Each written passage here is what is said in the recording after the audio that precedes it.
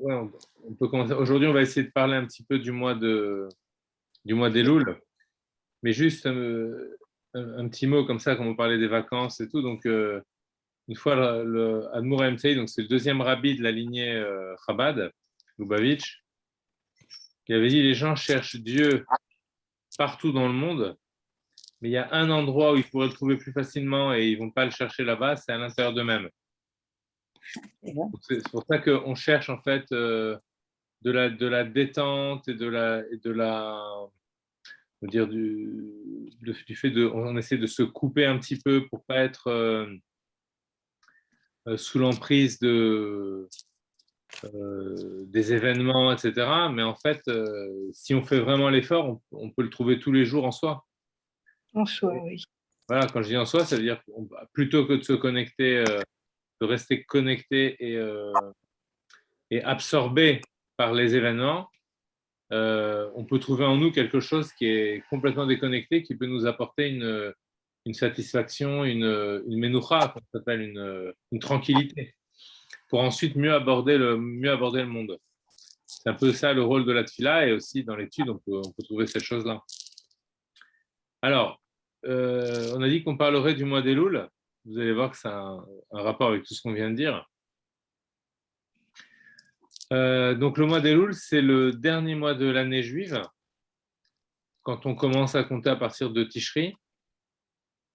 Et c'est aussi, donc, par rapport aux saisons, c'est aussi la dernière saison. Si on observe un petit peu le monde, qu'est-ce qu'on peut constater? Je ne parle pas des événements géopolitiques, je parle simplement si on se reconnecte un petit peu avec la dimension naturelle du monde. Donc, c'est toujours intéressant quand on veut faire une démarche méditative et spirituelle de démarrer de de ce qui touche nos sens premiers. Et à partir de là, essayer de s'abstraire et d'aller dans des choses beaucoup plus hautes et dans le divin. Mais on peut démarrer bien souvent des choses vraiment qu'on a en contact avec nous, parce que la présence de Dieu, en vérité, elle est partout. Mais il y a des périodes de l'année où elle peut être plus facilement repérable. Encore faut-il avoir des clés de lecture pour pouvoir la repérer et savoir comment orienter son regard. Et à ce titre-là, en fait, chaque période de l'année, elle peut nous donner une façon, on peut la voir comme une façon de révéler, comme une façon qu'a Dieu de se révéler dans le monde. Donc, si on observe cette dernière partie de l'année, en fait, qu'est-ce qu'on constate? C'est vraiment très sensitif, si vous voulez. C'est vraiment nos sens sont en contact avec le monde et on regarde le monde. Et quand on voit le monde, qu'est-ce qu'on voit? On voit la fin d'une période. Et ça se voit. Quand je dis que ça se voit, ça veut dire que si on remonte un petit peu en arrière de 6 mois, donc on était en Nissan il y a 6 mois, hein, c'est le début du printemps. Avant ça, on était en hiver. Donc on a constaté que le passage de l'hiver au printemps, c'est un passage où on sent la vitalité, la force de vie donc, qui s'exprime dans la nature. Donc on a vu les premières fleurs sur les arbres éclore, ensuite on a vu les bourgeons, ensuite les fruits. Et donc l'ensoleillement sur le plan climatique, on a vu que le temps d'ensoleillement en journée a augmenté. Et puis là, petit à petit, on voit que les journées diminuent, on voit que les fruits sont arrivés à maturité, et on est à la fin, on est à la fin de quelque chose. On sent vraiment que c'est pas la fin, c'est pas fini, mais on est presque à la fin. Et donc, la question qu'on peut se poser quand on arrive quand on arrive à la fin d'un processus, c'est quelle sensation on peut avoir. Alors, c'est vrai que nous, de nos jours, on est un petit peu, on a l'impression de vivre dans des capsules, si vous voulez, on n'est plus trop en contact, on vit dans les maisons, on n'est pas, on est en ville, on n'est pas dans les champs, on a du mal à voir les cycles de la nature. On a les lumières dans les maisons, donc on a du mal à voir que le soleil se lève un peu plus tard et se couche un peu plus tôt. Donc toutes ces choses-là, on a un petit peu du mal à les constater, mais si on est un peu observateur, on va voir que les ombres s'allongent, on va voir que les choses sont vraiment sont différentes. Quoi. Dans notre environnement, les choses sont différentes. Donc si c'est différent de notre environnement, ça veut dire que nous aussi, en l'observant, on peut ressentir des choses. Donc, quelle est la sensation qu'on a en général quand on est à la fin d'un cycle qui a été beau, qui a été agréable, et puis là, on sent qu'on arrive à la fin. Donc, je vous pose la question, quelle sensation vous pouvez ressentir lorsqu'on est à la fin de quelque chose, lorsqu'on arrive proche de la fin, lorsqu'on se dit c'est bientôt fini. Pour vous donner un exemple, on parlait de vacances juste avant de mettre l'enregistrement. Qu'est-ce que vous ressentez quand les vacances sont presque finies? Vous voyez? Allez-y, hein, vous pouvez. C'est interactif. Moi, perso, j'adore la rentrée. Vous adorez la rentrée. D'accord. Mais tout à l'heure, c'est pas vous qui avez dit c'est pas assez long? Non, c'est moi. Non, je n'ai pas dit ça. J'ai dit ça a passé très vite. Ça a passé très vite. C'était pas assez long. Ça a passé très vite. On perd la notion justement de temps parce que ça passe très vite. Mais oui, enfin, je rejoins. Moi aussi, j'aime bien la rentrée. C'est un renouveau. On redémarre. La rentrée, c'est un renouveau. Mais quand on est en train de vivre quelque chose d'agréable et qu'on sent que cette chose va bientôt s'arrêter, alors on peut se dire, quand on dit ça passe vite, ça veut dire aussi on aimerait que ça dure plus longtemps et puis finalement, ça nous échappe. Finalement, on peut pas, on peut rien faire. C'est pratiquement fini et voilà. Donc, je prends l'exemple des vacances. Ouais, quand on dit c'est presque fini, on a un petit sentiment comme ça de bon, bah, c'était bien quand même. Donc, ça peut déclencher une certaine nostalgie, une certaine tristesse, voire même si on est un petit peu tendance un peu à se laisser aller à ces sentiments. Bah, ce que je veux dire, c'est évidemment, après, on peut se tourner vers l'avenir, et c'est ce qu'il va falloir faire, bien entendu. Ça va être ça aussi, l'attitude à adopter pendant le mois de Elul. Okay, mais là, simplement, l'année se finit, d'accord? On sent, voilà, la saison est en train de se finir. Les jours, les jours le temps de journée raccourci. Hein, l'obscurité devient plus grande. Donc, on peut avoir tendance à s'attrister. C'est pour ça qu'on dit on fait le bilan, par exemple. Qu'est-ce que j'ai fait? Ça, c'est sur le plan plus psychologique. Le plan psychologique accompagne le plan naturel. Et donc, on peut se dire, mais j'ai pas fait assez, j'ai pas, voilà, j'ai pas fait ce que j'aurais dû faire, tout ce que je voulais faire. On peut avoir une tendance à s'attrister aussi par rapport à toutes ces choses-là. En fait, la sensation d'une fin imminente, une fin proche, c'est une sensation de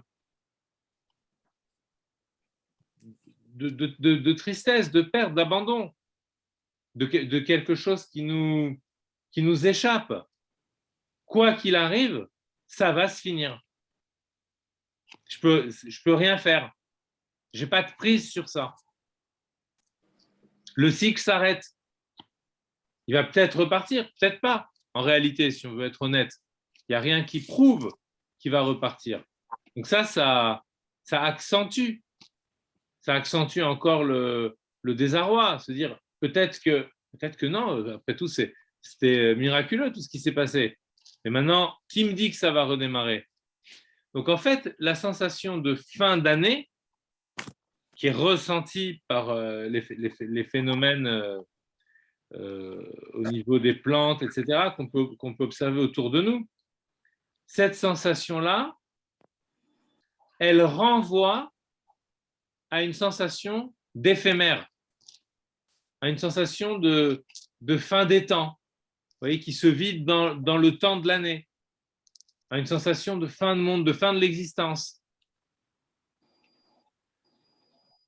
Face à l'éphémère, on peut ressentir l'éphémère de notre vie, c'est une option, mais on peut aussi trouver autre chose et se dire qu'est-ce qui a donné la vie à cet éphémère. Et là, on commence à voir poindre à l'horizon une dimension qui était insoupçonnée, la dimension du divin. Au départ, on est pris dans la relation au monde, et voilà qu'en observant cette relation au monde et en voyant qu'elle est très aléatoire, très sinusoïdale, très éphémère, elle est changeante, cette relation-là. Là, on se dit, mais le monde est changeant en permanence. Ça veut dire qu'il dépend de quelque chose d'autre qui lui donne l'existence.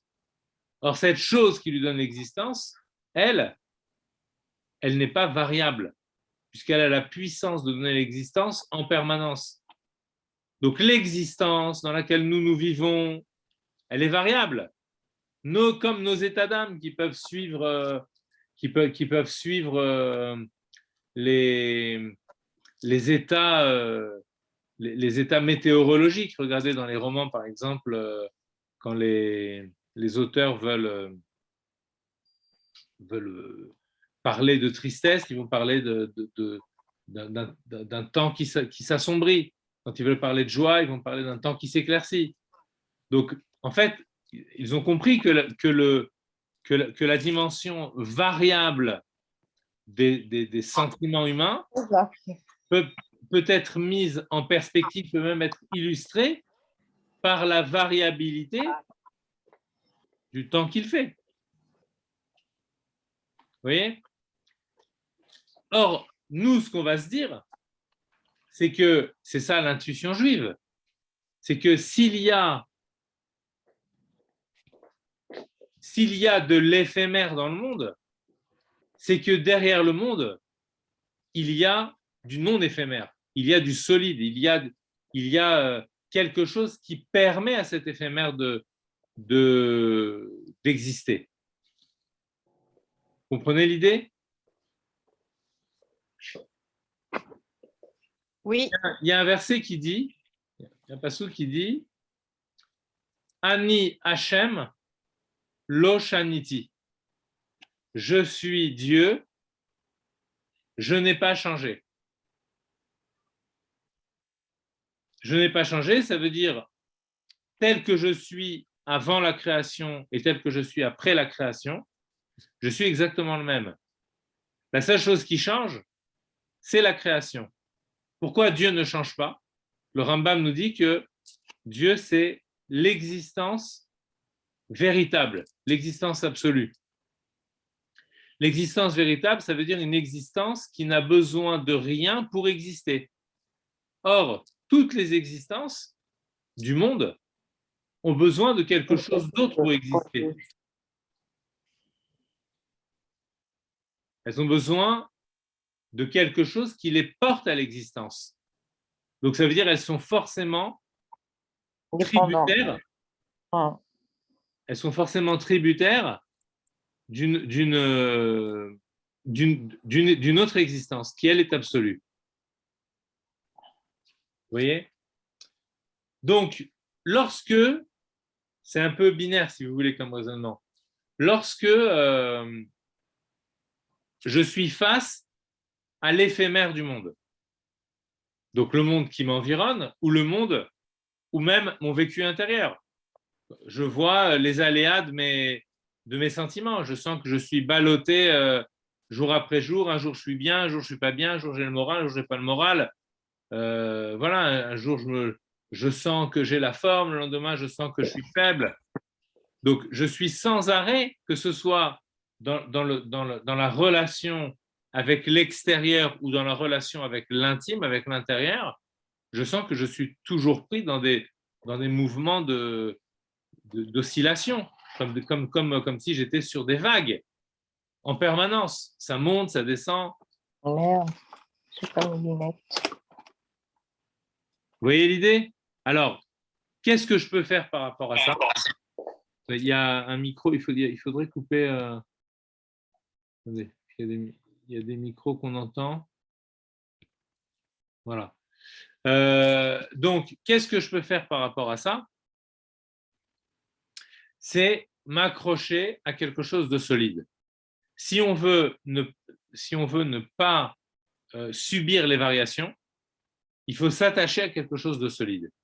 Lorsque je m'accroche à quelque chose de solide, à ce moment-là, je ne tombe pas. Comme ceux qui font de l'escalade, ils vont vous dire que si on veut s'élancer sur une falaise, il faut être sûr que la falaise elle soit solide. Il faut être sûr que les appuis soient solides. Si j'ai un appui solide, je peux m'accrocher et grimper. D'accord?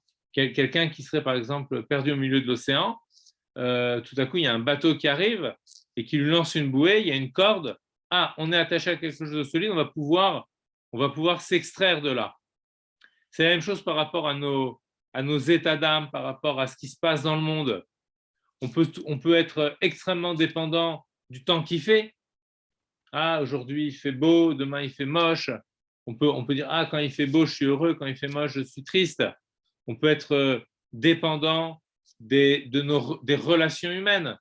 Ah, aujourd'hui on m'a bien parlé, donc ça m'a provoqué un bon état d'âme. Aujourd'hui on m'a blessé, ça m'a provoqué un bad mood, comme on dit en anglais, ça m'a provoqué un état d'âme triste.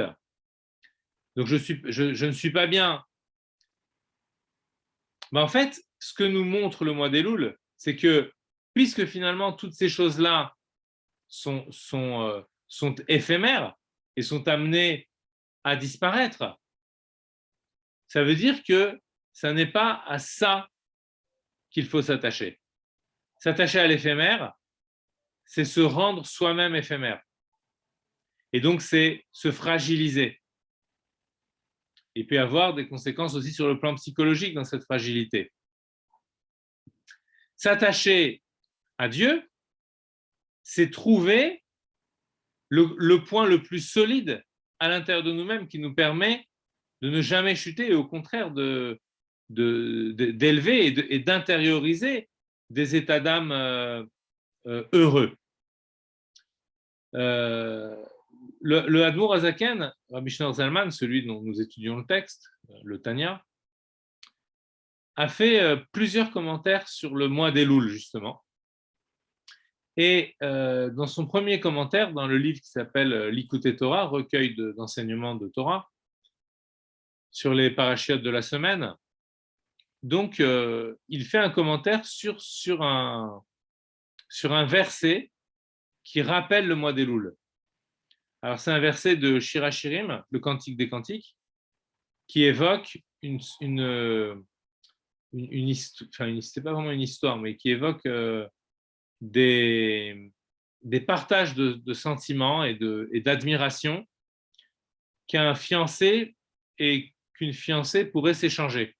Donc le Shirachirim, c'est vraiment des tirades en fait. Hein, c'est une discussion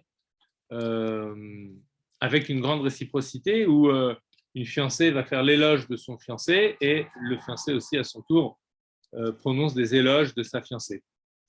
Mais en fait, on sait très bien que dans toute la Torah, il n'y a pas de livres romantiques à l'eau de rose, etc. Donc on se demande ce que tout à coup vient faire un texte comme celui-là. Donc en vérité, les Chachamim se sont demandé s'il fallait intégrer le texte de Shirachirim dans le corpus, hein, dans le canon biblique, ce qu'on appelle le canon biblique. Est-ce que ça doit faire partie de est-ce que ça doit être à côté de livres comme Yeshaya, Yirmiya, vous voyez, est-ce que ça doit faire partie du corpus biblique? C'est vraiment une grande question qui s'est posée. Et en fait, Rabbi Akiva a dit oui, il faut, parce qu'en fait, le Shir HaShirim, c'est vraiment, ça correspond, si toute la Torah, elle est Kadosh, elle est sainte, alors le Shir HaShirim, ça correspond au Saint des Saints. Vous voyez, c'est le Kodesh Kodashim. Donc, ils ont dit oui, et quand il étudiait le Shir HaShirim, il avait des larmes de bonheur, de joie, d'émerveillement qui lui coulaient, tellement c'était des yeux, tellement il était émerveillé par tous les sodotes, les secrets, les choses profondes qui pouvaient jaillir de ce texte-là. Et donc, c'est pour cela, en fait, que le Shir HaShirim a été incorporé dans les textes du Tanakh de la Bible. Parce que, en fait, quand on parle d'une fiancée, ben, on veut parler de l'être juif ici sur terre qui est fiancé, qui est en permanence attiré vers ceux qui lui donnent la vie. Il y a une relation masculine-féminine. Le masculin, c'est ce qui donne, le féminin, c'est ce qui reçoit. Et justement, la Knesset Israël, l'Assemblée d'Israël, c'est parmi les peuples, c'est le peuple qui est à l'écoute de la source de vie. Il y a des peuples qui sont à l'écoute de la vie, d'accord, qui sont à l'écoute de la vitalité qui est à l'œuvre dans la création. Mais le peuple juif, c'est le peuple qui a perçu que derrière la vitalité de la création, il y a celui qui fait vivre la vitalité, la vie de toute vie. Donc, ce n'est pas la vie, ok?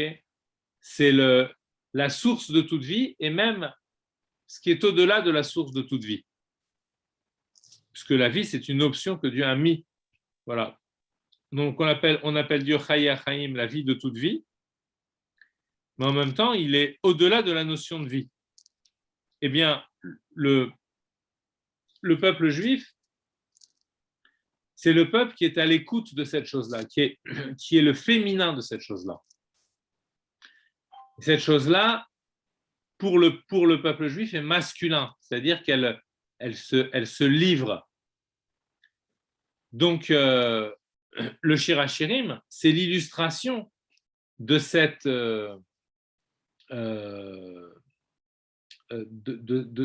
situation pré-existentielle. Il ne s'agit même pas de question existentielle, puisqu'on est avant même la notion d'existence. Existentielle au sens où on l'a dit tout à l'heure, de Dieu qui est la véritable existence. Donc le peuple juif, c'est le peuple qui est à l'écoute de cette véritable existence. Donc à ce titre-là, elle est féminine et elle peut être fiancée et vouloir s'unir avec la véritable existence, alors même qu'elle est dans un monde où l'existence est éphémère. Donc, le Admor HaZaken fait remarquer que dans le livre du Cantique des Cantiques, le Shir HaShirim, il y a un verset qui dit « Ani ledodi, vedodi li ». Donc, c'est la fiancée qui parle et qui dit « Je suis tourné vers mon bien-aimé et lui est tourné vers moi. J'ai un élan vers lui et lui a un élan vers moi. » Donc, si on le traduit dans la dimension justement préexistentielle, ça veut dire que Annie, moi qui suis sur Terre, je suis tourné vers quoi? Non pas, comme on disait tout à l'heure, vers les aléas de la vie, vers la dimension variable de la vie, ce que le Rambam appelle les Havle Hazman, quand on le traduit parce qu'on parlait du climat, mais en fait ça doit se traduire aussi sur le plan du vécu. On est tous attirés, ce qu'il appelle les Havle Hazman, littéralement ça signifie les souffles du temps. Donc en fait ça signifie les futilités. Le Hevel, c'est le souffle dans le sens d'un souffle qui n'est pratiquement rien, d'accord, un petit souffle comme ça, Hevel. Donc il dit l'homme est attiré par les Havle Azman, par, par tout ce qui est éphémère dans le monde, tout ce qui va être par toutes les attractions du monde. D'accord? On est attiré par ce côté justement distrayant du monde. Donc, à un moment, Ani les Dodi, je suis vers mon bien-aimé. C'est-à-dire que je veux m'attacher, je veux être amoureux de ce qui est vraiment stable dans le monde. Donc, ce qui est au-delà du monde. C'est ça, Ani les Dodi. Vedodili, et lui qui voit que je m'attache à l'essentiel, à cet indéfinissable, à ce je suis Dieu, je n'ai pas changé, donc à cette inchangeabilité du divin, à cette indéfinissabilité du divin. Maintenant que je m'attache à ça, on va dire ah, c'est pas mal, ça me ressemble. Donc ça vaut le coup pour moi de me marier avec toi. Vedodili, mon bien-aimé est vers moi. Lui sent que je me porte vers l'essentiel. Et le Admor HaZaken nous fait remarquer que si l'on prend de ce verset, si on en extrait les premières lettres, simplement les premières lettres, Ani, les Dodi, donc la première lettre de Ani, c'est un Aleph, la première lettre de les Dodi, deuxième mot, c'est un Lamed, ensuite Ve Dodi, c'est un Vav, et la dernière lettre, c'est un Lamed encore, Li. Donc simplement, je prends le Aleph, le Lamed, le Vav, le Lamed, j'en forme un mot, c'est une acrostiche. Ça forme le mot Elul. Ça forme le mot Elul. Donc, il nous dit, ben en fait, le mois d'Elul est, comment dirais-je, peut se décrire par ce mouvement, ce double mouvement de Ani les Dodi Vedodili. Je tends vers mon bien-aimé, je tends vers l'absolu, je tends vers ce qui est stable, comme on dit tout à l'heure. Donc je tends vers ça, et ça tend vers moi. Donc ça, c'est le mois d'Elul. Et effectivement, alors c'est le mois d'Elul dans le sens de l'attitude du mois d'Elul, de l'attitude à avoir. Parce que le mois d'Elul, naturellement, c'est un mois de déclin. Donc je pourrais décliner avec le mois, puisque c'est le déclin de la nature. Depuis Nissan, on a dit tout à l'heure, la nature s'est épanouie, et puis elle a commencé à décliner voilà, vers la fin de l'été. Donc le mois d'Elul, c'est vraiment le mois du déclin. Mais justement, pourquoi c'est le mois juif par excellence? Parce que derrière le déclin, il y a une situation de vérité. Est-ce que tu déclines avec le déclin, ou est-ce qu'au contraire, tu te rends compte que tant la phase de croissance que la phase de décroissance proviennent de celui qui fait ses contraires? Qui a fait qu'il y avait croissance? Pourquoi la nature a pu trouver l'énergie pour croître, pour s'épanouir? Et pourquoi cette énergie a diminué? Qu'est-ce qu'il y a derrière ces variations du temps, finalement? Qu'est-ce qu'il y a derrière tout ça? Il y a celui qui est invariable. Pourquoi? Parce qu'il peut faire varier Divin. dans un sens comme il peut faire varier dans l'autre sens. Donc, à chaque fois que j'ai constat de contraire, paradoxe, vous vous rendez compte de ce qu'on vit dans l'année? On vit la croissance et la décroissance. On vit des choses qui sont complètement contraires. À chaque fois que j'ai ces contraires ensemble,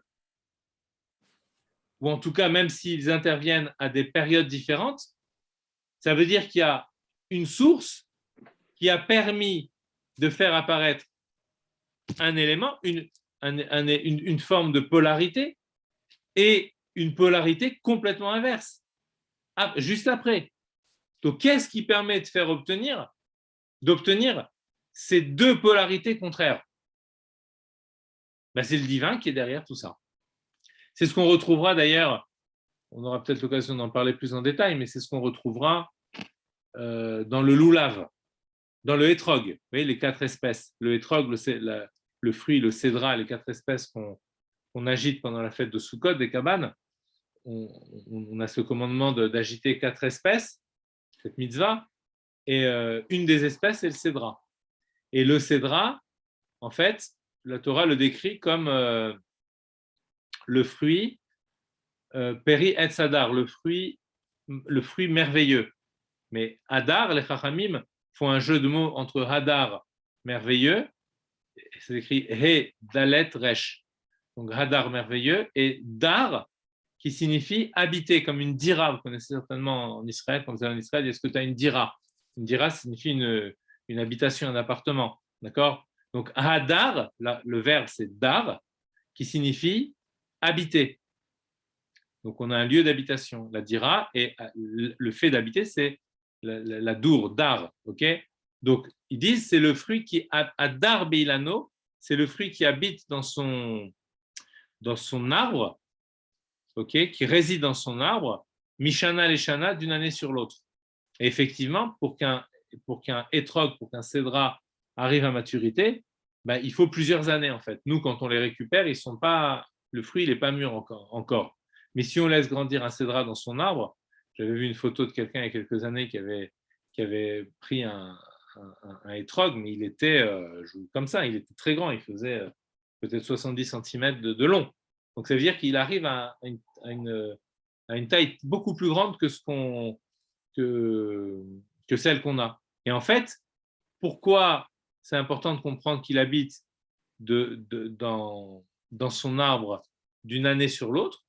Parce qu'en fait, ce qui le constitue, c'est toutes les saisons de l'année, et donc les saisons contraires. Et la symbolique de ce fruit-là, c'est qu'il incarne tous les contraires. Et c'est pour ça qu'il est vraiment une forme de dévoilement dans la matière du divin. D'accord? C'est un principe qu'on retrouve un peu dans toutes les mitzvot. On l'a vu dans le cours de Tanya plusieurs fois. Mais voilà, donc si on reste maintenant sur ça c'était juste un exemple, mais si on reste sur le mois d'Elul, c'est justement ça, c'est-à-dire qu'à la fin du mois d'Elul, on arrive à la fin de ces contraires de l'année. Il y a eu l'été, il y a eu le printemps, ensuite il y a eu l'hiver, le printemps, l'été, etc. Au départ, on a commencé en automne. Donc en fait, on arrive à la fin de ces 4 saisons où chacune, elle est le double de celle qui la suit pas immédiatement, mais celle qui est juste après. D'accord? Elle est un petit peu le contraire. Donc, on arrive vraiment à la fin de tous ces contraires. Donc là, on voit qu'on est vraiment à la fin de l'année. Tout est en train de s'arrêter. Et là, qu'est-ce qu'on va se dire? Mais vers quoi je vais me tourner?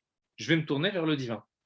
Donc c'est ça, Ani, les Dodi, Rachet, Evot, Elul, qui sont les initiales. Je suis mon bien-aimé et mon bien-aimé vers moi. C'est les initiales du mois, c'est les initiales du mot Elul. Donc c'est vraiment ce que ça signifie. Ça veut dire que ce mois-là, je dois faire vraiment un bilan de tout. Ça veut dire, je dois me dire, mais finalement, à quoi je m'intéresse dans mon existence? Vous voyez, quand on pousse un petit peu l'idée, à quoi je m'intéresse? C'est là que la dimension humaine, elle intervient. Ça veut dire que soit je me laisse aller aux aléas, soit je me ressaisis et je me dis, attends, où est l'essentiel? Où est l'essentiel? Et là, je me tourne vers Dieu. Alors, pour illustrer cette idée-là, le Admour Hazaken, Rabbi Shneur Zalman, nous donne une image, en fait. Et cette image-là, vous avez peut-être entendu parler, je pense même qu'on en avait parlé peut-être l'année dernière, cette image-là, elle est très connue dans le monde chassidique. C'est l'image d'un roi qui s'en retourne à son palais après avoir visité le pays il retourne vers son palais. Mais en fait, avant d'arriver au palais, il stationne pendant un certain temps dans les champs qui jouxtent la ville. Vous savez que les villes, on le voit mal parce que les villes, elles sont aujourd'hui juxtaposées à d'autres villes. Mais si on fait ne serait-ce que quelques kilomètres à la fin du Val-de-Marne, par exemple, ici, là où on habite, on va voir qu'il y a déjà des champs. D'accord ? Ça veut dire qu'à l'époque, les champs, c'est vraiment ce qui entourait les villes. Et c'est normal parce que c'était un petit peu ce qui permettait de générer la subsistance des villes. Donc, ils avaient une logique, les anciens.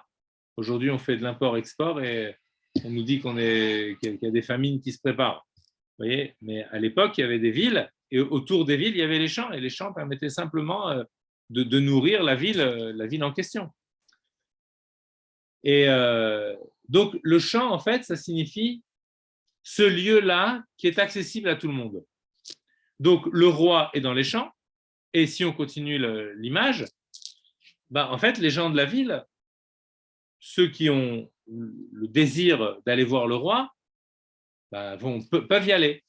Parce que quand il est dans son palais, il n'est pas vraiment accessible, alors que quand il est dans les champs, ça indique la disponibilité. Le lieu même du champ, c'est un lieu ouvert. Donc, c'est un lieu accessible. Donc, quand le roi est dans les champs, ça veut dire tout le monde peut venir. Donc, l'idée par rapport au mois d'Elul, c'est quoi ? Il faut le traduire, cette métaphore. Ça veut dire que quand le masque de la nature tombe, alors je vois plus facilement ce qui est derrière la nature. Qu'est-ce qui est derrière la nature ? Le divin. Mais ce divin-là, le fait que le masque tombe, ça m'indique que le divin est à disposition. C'est ça la métaphore du roi qui est dans les champs. C'est la disponibilité du divin. On pourrait penser que cette dimension insaisissable du divin, indéfinissable, comme on a dit, cette absoluité, d'accord, donc ce qui est vraiment invariable derrière toutes les variations du monde, on pourrait se dire, mais moi je vis dans un monde de variabilité, je vis dans le monde de l'éphémère. La vérité avec un grand V, elle m'est complètement inaccessible. C'est ce que je pourrais penser. Alors moi, je peux être l'édodi, je peux être tourné vers mon bien-aimé, puisque c'est ce que je recherche dans mes questions existentielles et préexistentielles. Donc je cherche ce qui est avant l'existence. Donc je pourrais me dire que finalement, c'est inaccessible. Et justement, la métaphore du Admour Hazaken, du roi qui est dans les champs, elle m'indique que pas du tout. En fait, il est toujours là. Simplement, c'était peut-être moins perceptible avant, parce qu'il y avait le masque de la nature. Mais si je sais lire en filigrane derrière le déclin de la nature, alors ce qui m'apparaît, c'est ce roi qui fait exister la royauté dans la chassidoute et depuis la Kabbalah d'ailleurs, ce qu'on appelle la séphira de Malchut, donc la dimension royale du divin, c'est ce qui permet au monde d'exister. Donc quand on dit que le roi est dans les champs, en fait, qu'est-ce qu'on veut dire ? On veut dire en Elul, alors que justement toute la nature est en train de décliner, tu peux voir la puissance créatrice à l'œuvre. C'est simplement, ça reste très suggestif, puisque je ne la vois pas concrètement. Mais justement, une suggestion, c'est quelque chose qui me permet d'accéder à partir d'un élément à quelque chose qui sous-tend cet élément. C'est ça toute l'idée de la suggestion. Donc, je vois la nature qui décline, et pour me rendre visible ce qui est suggéré par cette nature qui décline et par mon élan, par mon désir de ne pas vouloir rester accroché à ce qui est éphémère. Alors l'Admour Hazaken vient mettre en lumière cette ce qui n'était que suggéré. Comment il le met en lumière? Par cette métaphore qui dit le roi est dans les champs. Ça veut dire l'accès au divin est possible en permanence. Et d'ailleurs, dans la métaphore, il continue dans le texte et il dit, et toute personne qui veut, ceux qui sont dans la ville, peuvent aller à la rencontre du roi. Celui qui le veut, le peut. Ça veut dire que si on prend l'exemple de quelqu'un qui tout à coup a un élan de tchouva, il se dit, faut que je retourne vers l'essentiel de la vie, c'est-à-dire vers celui qui fait tout exister. Je veux retourner vers ça. Donc, il peut être freiné en se disant, peut-être que ce n'est pas du tout accessible, peut-être qu'il y a un mur devant moi et que ça n'est pas accessible. Mais en fait, non. Le divin se rend disponible. Donc, je peux définir l'homme qui fait teshuva dans son être comme un homme qui est immédiatement en contact avec ce qui le fait exister. Et que cette dimension qui le fait exister est immédiatement disponible pour lui. Donc, il suffit simplement de se dire « je veux aller vers ça » et à ce moment-là, ça s'offre à nous. Comme on voit, il n'y a plus la nature, enfin, il n'y a plus la nature est en déclin, donc immédiatement, il y a l'arrière-plan qui se manifeste. C'est un peu ça la symbolique des ombres, si vous voulez, qui s'allongent quand le temps de soleil se décline. Vous voyez, par exemple, c'est l'inclinaison du soleil, etc. Mais en même temps, ça dit qu'il y a plus d'obscurité. Comme on dit, par exemple, si on repart encore sur la soukha, la soukha, c'est la mitzvah d'être à l'ombre de cette soukha.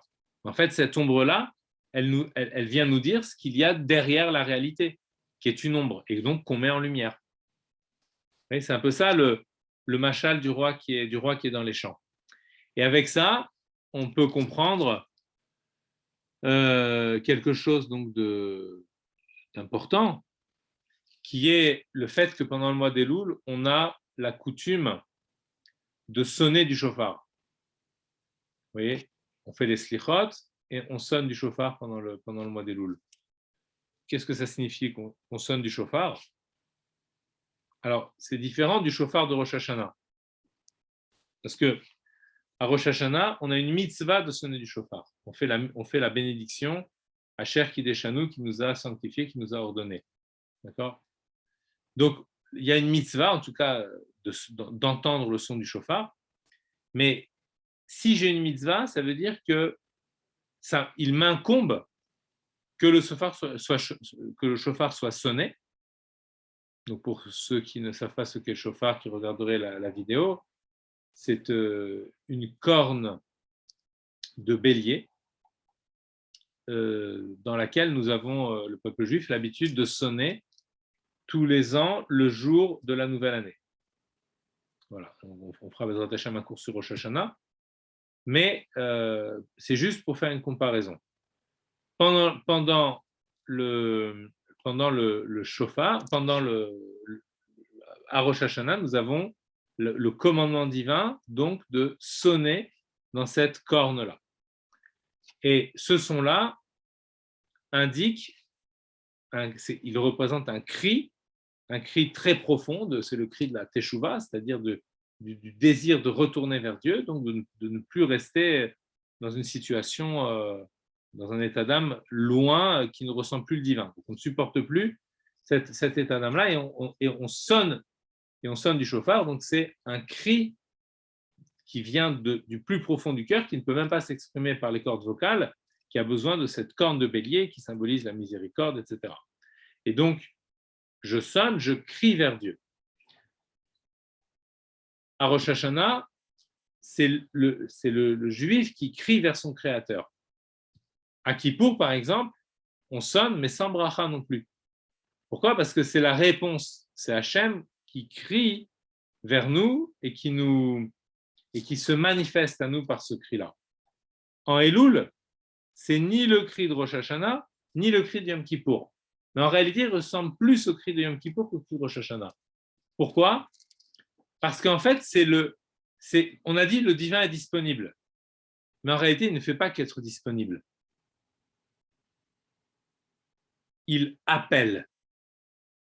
Et lorsque je dis que la nature décline et que forcément je m'intéresse à ce qu'il y a derrière la nature, c'est qu'en réalité, j'avais déjà une prédisposition pour aller vers le divin. Et cette prédisposition, en fait, elle est symbolisée par le shofar du mois d'Elul. C'est-à-dire que le shofar du mois d'Elul, c'est quoi la prédisposition?